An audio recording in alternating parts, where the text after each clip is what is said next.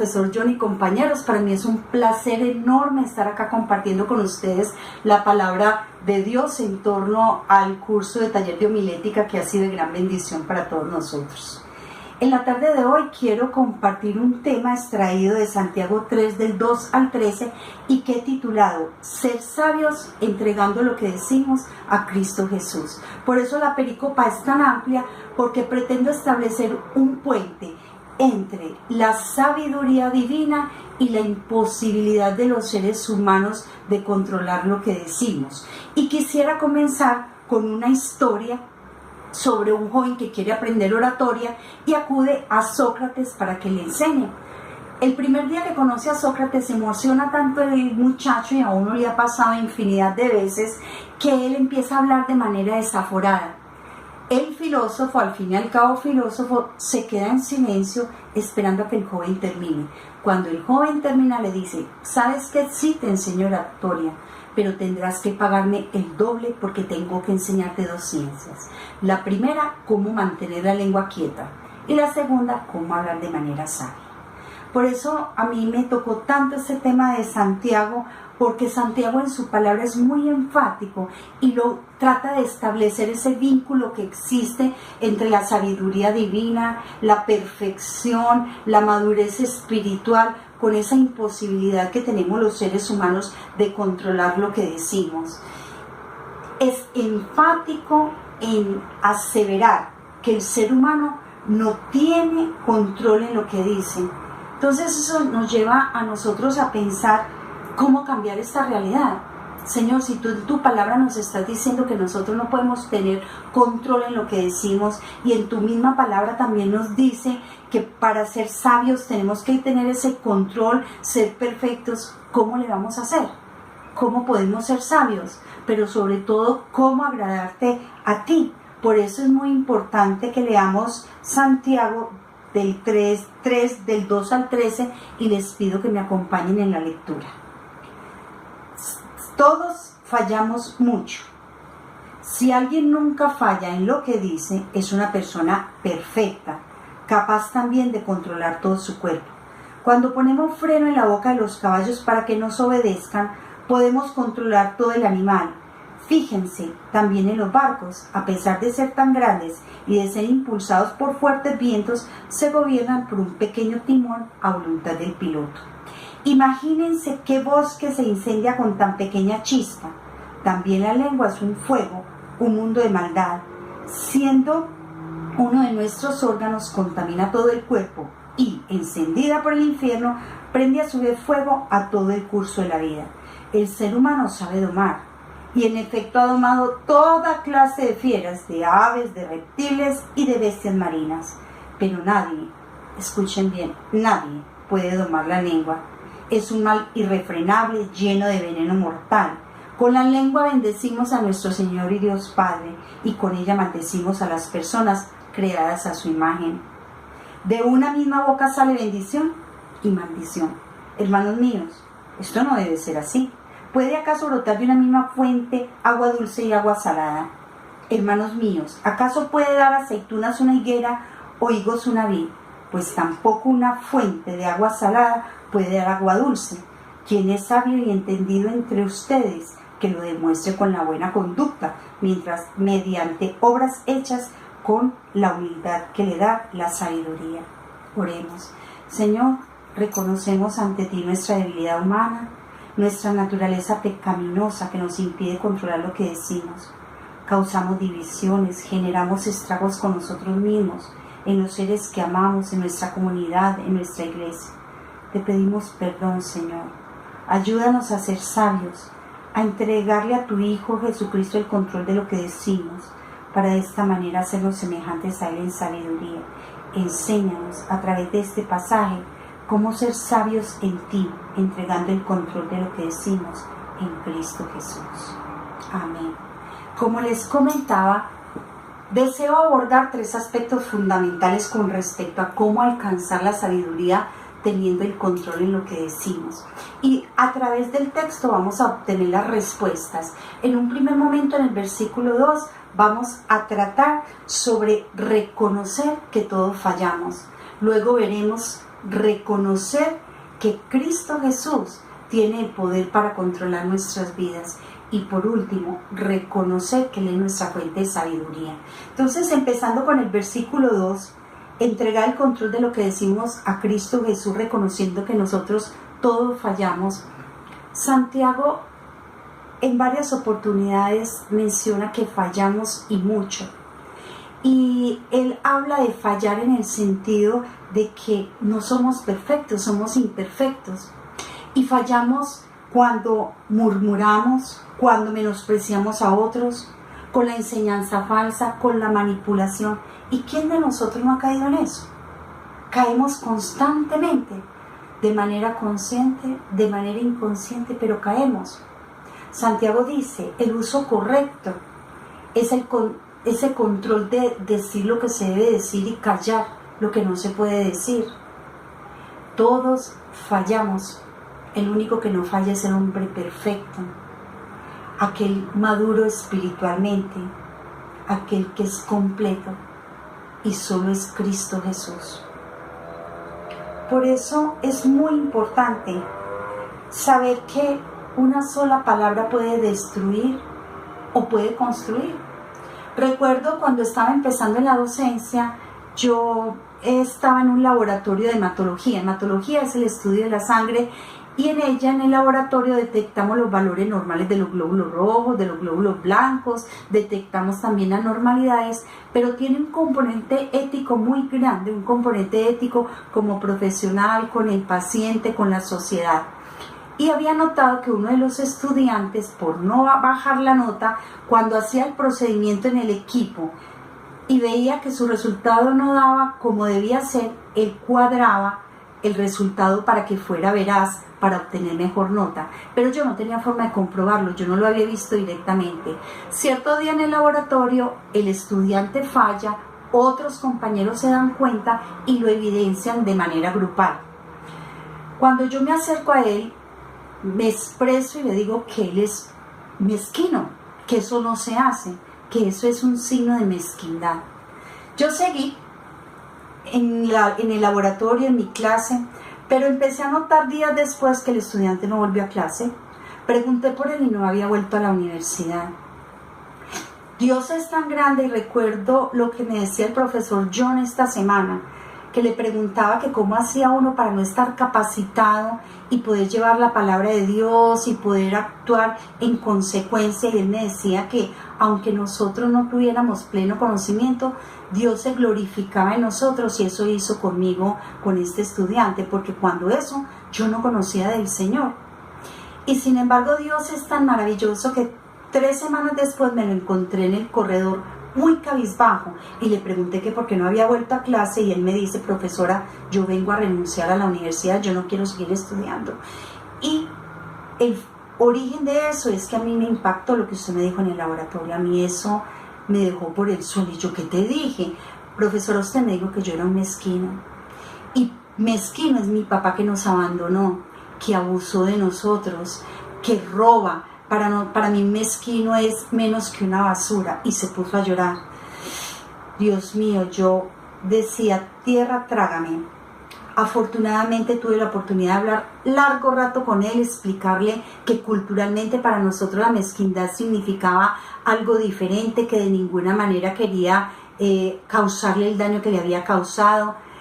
Le pedí perdón de todo corazón y afortunadamente él me comprendió y continuó en la universidad. Ahora tiene hijos ya grandes, es un profesional, va a la universidad, somos muy buenos amigos. Pero a lo que quiero llegar yo es cómo una palabra puede destruir y cuán peligrosa es nuestra lengua. Y tan bello Dios que nos permite tomar conciencia de ello. Yo definitivamente saqué esa palabra de mi vocabulario, pero aún teniendo esa experiencia y otras muchas más de allá para acá, veo que aún continuamos fallando. A pesar de que oro, a pesar de que continuamos fallando, y es porque todos fallamos en nuestra naturaleza humana. Esa es nuestra esencia. ¿Quién es el que nunca falla? Cristo. Y porque Cristo nunca falla, nosotros debemos controlar lo que decimos. Nosotros tenemos la esperanza en Cristo Jesús. Por eso, a pesar de que fallamos siempre, nosotros podemos entregar el control de lo que decimos a Cristo Jesús, reconociendo que solo en Él podemos tener redención. Un segundo punto, así como reconociendo que todos fallamos, podemos de todas maneras entregar ese control a Cristo Jesús. La segunda parte tiene que ver con el reconocimiento del poder de Cristo sobre la dirección de nuestras vidas. Y ahí podemos irnos a los versículos 3 y 4, donde Santiago da dos ejemplos maravillosos del control y la dirección. Uno es con el caballo, otro es con el barco. El caballo es un animal brioso, fuerte, difícilmente podemos agarrarlo y direccionarlo para donde queramos direccionarlo. Pero si él tiene el freno de boca, un buen jinete, oigan bien, un buen jinete puede direccionarlo de manera correcta. De igual manera el barco, el timón es el que controla ese barco, y ese barco va a alta mar, tiene que estar enfrentando tempestades, profundidades, y sin embargo un pequeño timón lo direcciona, pero no es el timón, es ese piloto completamente capacitado que toma el control de ese timón y con ese pequeño timón puede direccionar el barco. A mí me habló de manera sorprendente estos ejemplos de Santiago, porque nunca había llegado a profundizar en el hecho de que sí, está el timón, está el freno del caballo, pero ¿cuál es la condición? Debe haber algo externo capacitado para que se ejerza ese control, el jinete adiestrado y el piloto adiestrado. Y entonces nosotros ¿qué? ¿Cuál es nuestro freno de caballo? ¿Cuál es nuestro timón? La lengua. Y Santiago es muy duro con respecto a la lengua. La lengua en manos humanas acaba con seres humanos, con familia, con iglesias, con todo el mundo. Prendida por el infierno, ella es capaz de devorar en cuestión de segundos. Y me impactó mucho porque recordé que hace un año, aquí en Colombia, en Salamina, Caldas, Salamina es un pueblo que es culturalmente muy apreciada en Colombia por sus construcciones. Allá vive una tía abuela nuestra, y las casitas son patrimonio cultural porque son hechas en bareque. Entonces son manzanas enteras, casita, separadas solamente por muros, pero no muros de concreto como esto, sino de bareque. Es un material inflamable al 100%. Y una vecina se fue para el pueblo y dejó una veladorcita encendida. La vecina dice que era así de pequeñita, pero ella se cae sobre el nochero y esa madera se prendió el fuego el techo, las paredes que eran de bareque. En fin, en cuestión de 10 minutos, mi primo me comenta que él estaba al frente de la calle viendo incendiar y acabar completamente toda una manzana.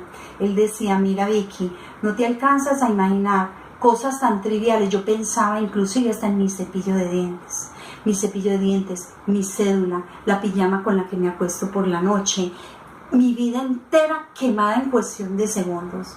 De la misma manera la lengua.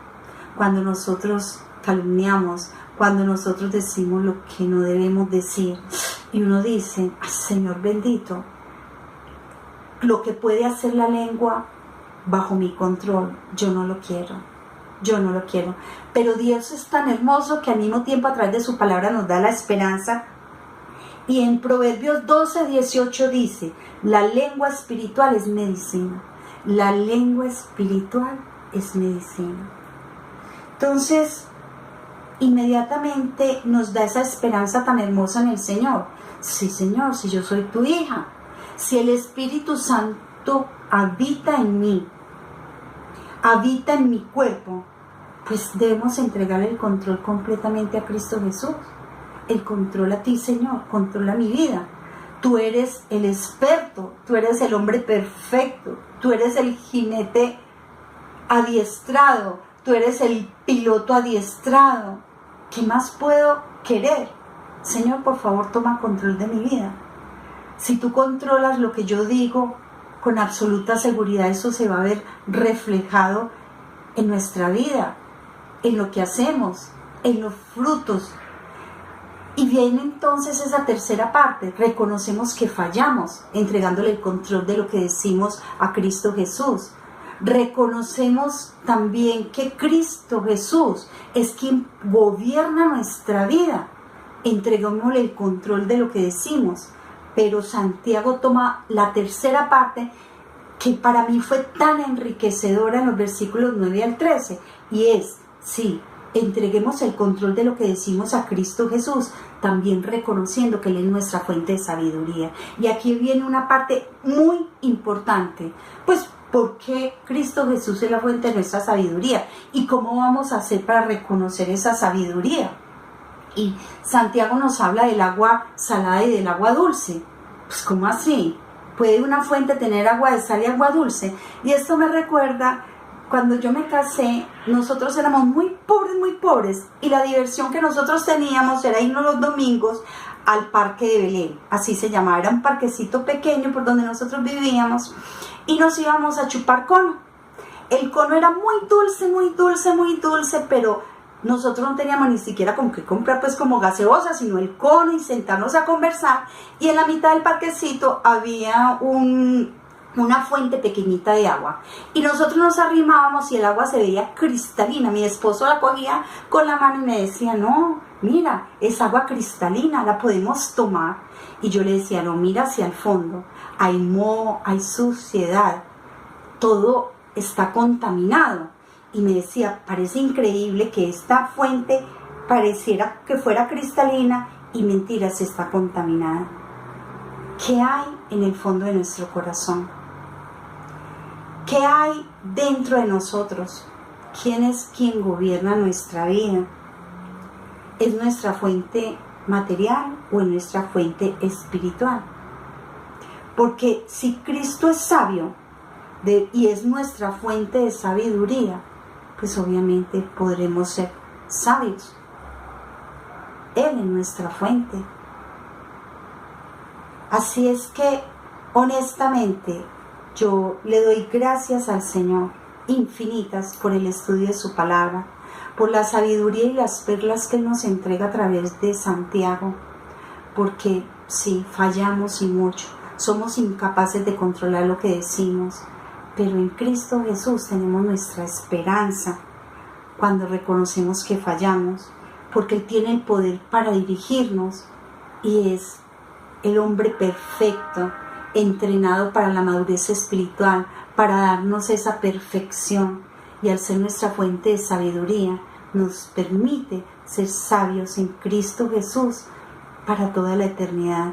Yo quisiera leerles un párrafo que quise leer como conclusión de este tema, y es: la sabiduría que viene de lo alto nos es dada por Cristo Jesús, el hombre perfecto, quien controla nuestras vidas a través de lo que decimos para que nuestros frutos reflejen su poder, amor y grandeza. Compañeros, honestamente, después de preparar este tema, amo mucho más a Cristo Jesús.